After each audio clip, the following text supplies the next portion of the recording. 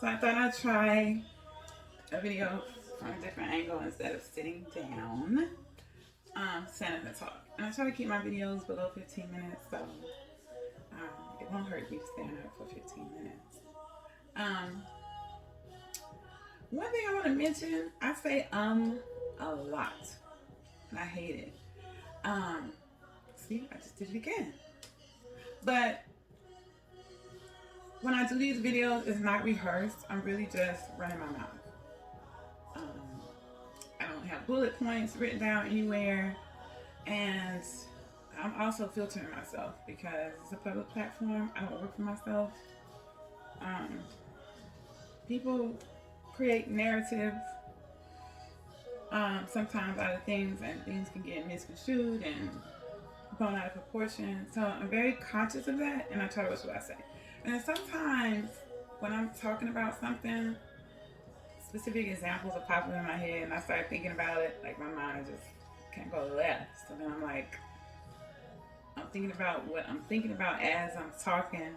I'm like, do I want to mention that in the video or no? Should I say that or no? So that's what that is. But anyway, back to the topic. The topic is growing up in a super, super religious household, how that impacted me, and what I wish would have been different. So, as I mentioned before, my father was a pastor.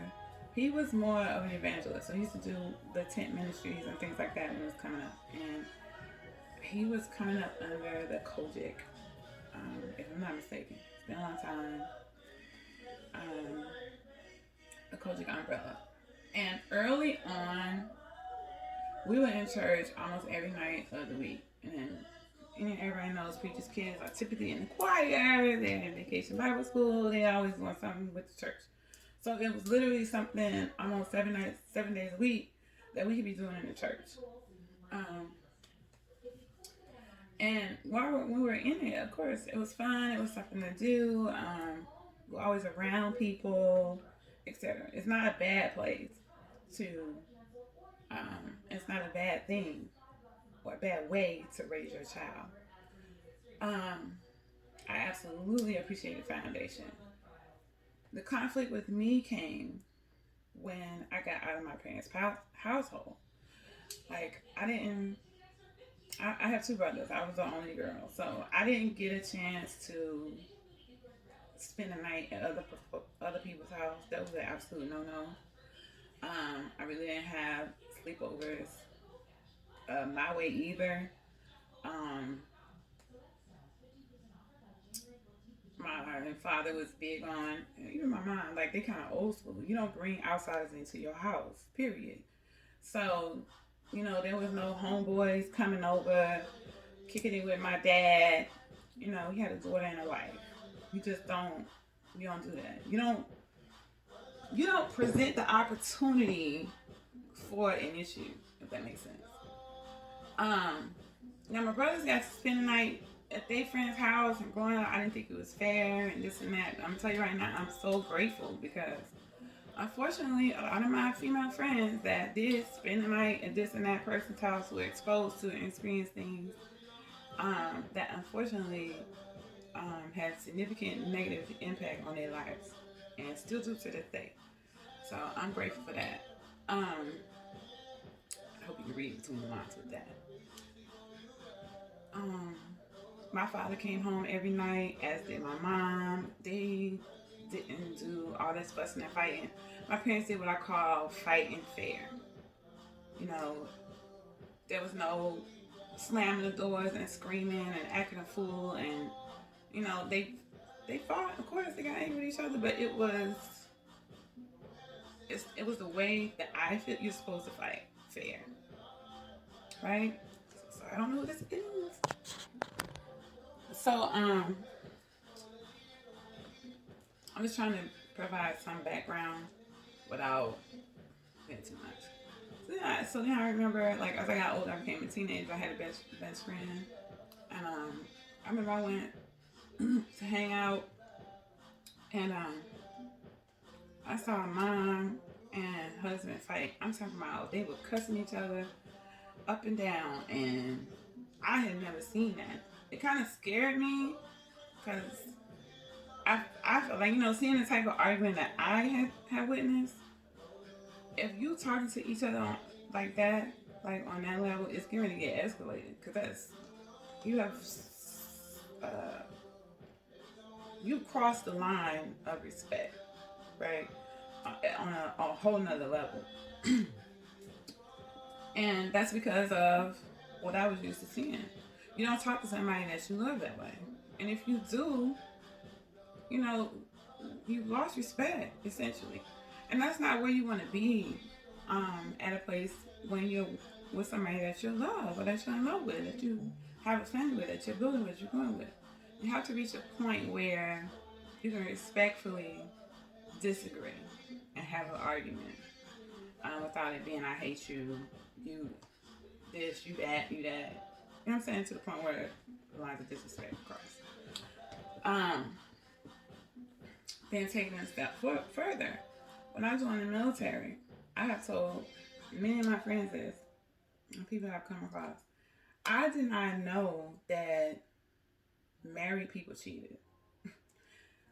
The way I was brought up, people got married. It didn't always work out. If it didn't work out, they got a divorce. Or they found a way to figure it out to where they were back together. They would get back together. But it wasn't all this in between stuff, these entanglements where you mix up with this and that one, and then you come back. Those type of scenarios, I never witnessed as a child. I was never subjected to that. My parents were very particular with what we were exposed to. We were not in the room when adults were talking and things like that. So, I truly was naive. And I just wish there would have been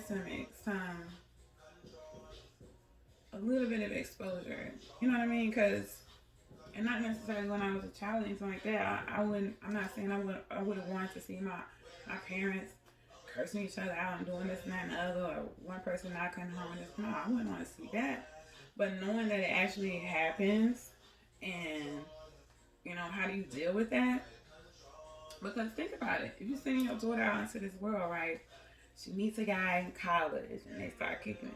And this guy was raised in a household that was nothing like what I experienced. And he's seen everything I just told. Dad wasn't home. Dad had babies here and there. The mom was sweet but bitter because she was the primary caretaker of you while he out having this child and that child. And he got to split his time between this child and that child. I had no type of exposure to that. And so, for me, I'm being a dude. I'm like, oh my God, that is so sad. I'm so sorry. What do you need? And this person is really kind of messed up in the head, but I don't see it that way. I'm more looking at this person empathetically, like, oh my God, it was so awful for you to have gone through that. Because I don't know anything about it. And then, I make this person a part of my life, right? That's really kind of toxic. You understand what I'm saying? And if I would have been taught, everybody's been raised this way.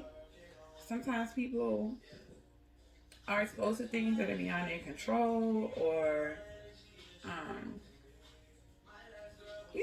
whatever.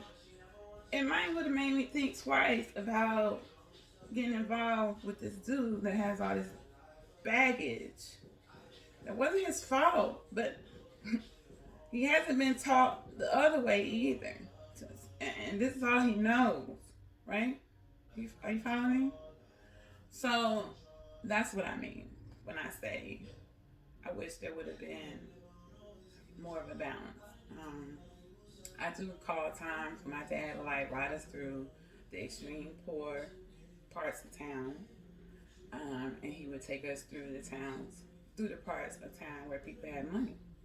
And he would say, life is about choices. Do you want to live like this, or do you want to live like that? What would you prefer?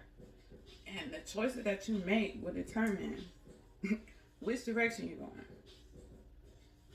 Pretty much. And those type of lessons where, I'll never forget them. You know what I'm saying? Because it makes you think twice when you're confronted with certain situations and challenging. I'll say the devil on one side, the angel on the other. Like, oh, which way do I want to go with this? I know this can go left, but you see what I'm saying? So that's what I mean. And this will be a real short video. Um, I hope that I've given enough examples to kind of expound on what I meant by that. When I said I wished there would have been, I wish there would have been a more balanced, like, upbringing instead of saying, you know, here's the Bible, here's what the scripture says, A heaven, B hell. There needs to be some balance. Because look at Donald Trump, for example. I wish I wouldn't even say his name. But you know what I'm saying? It's like this dude don't even pay taxes.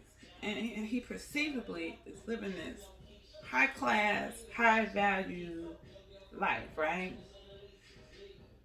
How? How is that possible if everything that we read in scripture that says you shouldn't do this, you shouldn't do that, you be punished for this, you're punished for that, but yet he's seemingly being rewarded? Just food for thought. Anyway, let me know what you think. What are your thoughts? Like, comment, subscribe. Right? I think that's what you're supposed to say. Anyway, have a great day.